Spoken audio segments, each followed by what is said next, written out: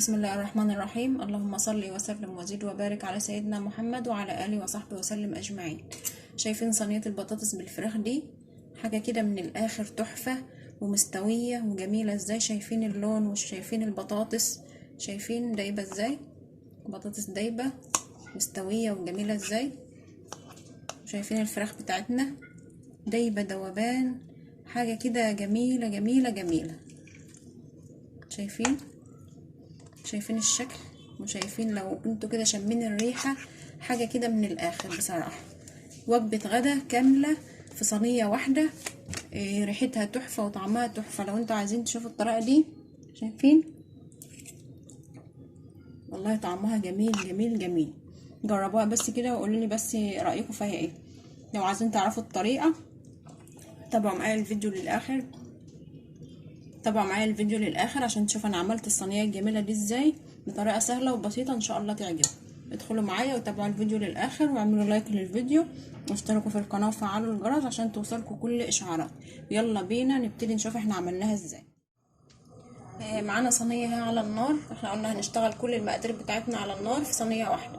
سخنا الصينية بتاعتنا كويس قوي، وهحط فيها شوية زيت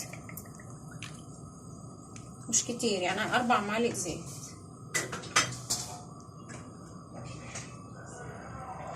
هستنى الزيت بتاعي لما يسخن كويس قوي، ما نحطش والزيت بارد، علشان لما انزل بالفراخ بتاعتي ما تنزلش ميه كتير، وانا عايزاها بس تتشوح وتتحمر كده وتنشف في الاخر. زي ما انتوا سامعين الصوت ده دليل على ان الصينيه بتاعتي سخنت كويس قوي والزيت بقى سخن.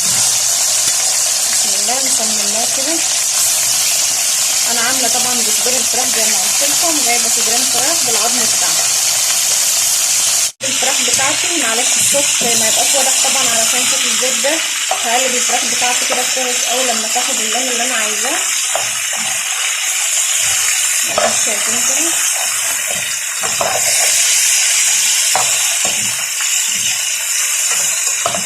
ده بيخش التسويحه اللي انا بشوحها للفراخ دي، بتشيل الزفاره وبتشيل كل حاجه في الفراخ مش حلوه، علشان بتدي للبطاطس طعم حلو كده وما تبقاش فيها ريحه زفاره ولا حاجه. هقلب كده كويس. شايفينها بدأت تتقلب، ما تلزقش معايا ولا حاجة، وما نزلتش المية بتاعتها، لأن أنا طبعا معلية النار كل التقليب ده على نار عالية، ما نهديش النار خالص في المرحلة دي. شايفين بدأت تاخد لونها حلو. هبتدي أقلب فيها كويس قوي، لأن طبعا دي صدور يعني حجمها سميك شوية، فهتاخد معايا وقت شوية لما تتحمر زي ما أنا عايزة، بس مش مشكلة. يعني أنا بقلب لحد ما باخد اللون اللي أنا عايزاه. وشايفين الدم ده ينشف خالص، ما يبقاش فيها اي حاجه من دي. بدات تنشف معايا والله، ريحتها جميله، مع ان احنا ما حطيناش عليها بهارات ولا عملنا اي حاجه لسه. بس بصراحه التحويشه دي، التشويحه دي بتدي للفراخ طعم حلو قوي، وريحه حلوه بصراحه جميله في الوصفه دي. عندي هنا شايفين لما وصلت كده نشفت خالص، هي ما عادش فيها اي ميه بتنزل ولا اي حاجه. هحط لها 3 بصلات كبار مقطعاهم زي ما انتم شايفين كده، تقطيع جوانح كده زي ما انتم شايفين بالشكل ده كده. وهسيب شويه عندي مع ال5 فصوص توم دول اللي انتوا شايفينهم دول، وهقول لكم شويه كده هنعمل بهم ايه. هقلب بقى كويس قوي برضه البصل بتاعي مع الفراخ عشان تاخد الطعم كله كده مع بعضه. وهجيب بقى البهارات بتاعتي. انا هحط البهارات بتاعتي. عندي فلفل اسود مطحون، هحط كميه حلوه كده. وعندي ده توم باودر،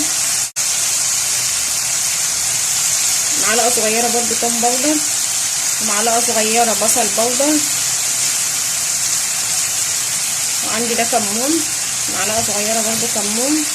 وهحط زي ما قلت لكم بصل باودر، معلقه برضو صغيره. الثوم والبصل البودر والحاجات دي بتدي بصراحه للوصفه دي طعم حلو قوي. وهقلب كده. هجيب برضو شويه بهارات عندي كده من بهارات مشكله، برضو معلقه بهارات مشكله. اللي عنده برضو بهارات فراخ يحط بهارات فراخ. عندي دي بابريكا بتدي للوصفه شكل حلو قوي وطعم جميل برضو، وبتدي للطماطم لون جميل. هقلب بقى كويس قوي. هجيب معلقه كده طويله عشان اعرف اقلب كويس. الفراخ بتاعتي ما تتخلط كويس قوي مع البهارات والبصل وكل الحاجات اللي انا حطيتها هنا. شايفين لون الفراخ بقى عامل ازاي؟ وصفه جميله وسهله كلها في حله واحده زي ما انتم شايفين. وفي الاخر النتيجه بتبقى تحفه. تابعوا الفيديو معايا للاخر عشان تشوفوا هنوصل للنتيجه اللي انتوا شفتوها في الاول دي ازاي. هنا لما اوصل بقى للمرحله دي هقوم موطيه النار شويه، هوطي النار نص كده، انا عاملاها على العالي خالص، فههدي النار شويه وهروح هعمل الطماطم اللي انا هحطها على الفراخ بتاعتي. الخلطه الجميله بتاعتي دي انا عندي هنا قراص طماطم، وعندي توم، وعندي بصل مقطعه زي ما انتم شايفين كده، وعندي ده بنجر بيدي برضو لون حلو قوي للطماطم والصلصه بتاعتي، وعندي 5 فصوص توم. دول كلهم هضربهم في الخلاط وهنيجي نحطهم على الفراخ بتاعتي دي. الفراخ بتاعتي بقى شكلها حلو ازاي. انا عملت الخلطه اللي انا قلت لكم عليها، طماطم وتوم وبنجر وبصل في الخلاط زي ما انتم شايفين كده، وهبتدي ان انا اضيفها للفراخ بتاعتي.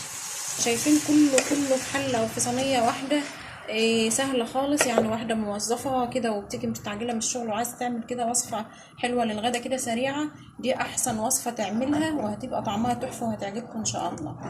هبتدي كده ان انا بس اعمل كده يعني الصينيه لحد ما اطلع كل اللي لازق في الصينيه ده، لان ده طبعا بهارات وزيت وكده.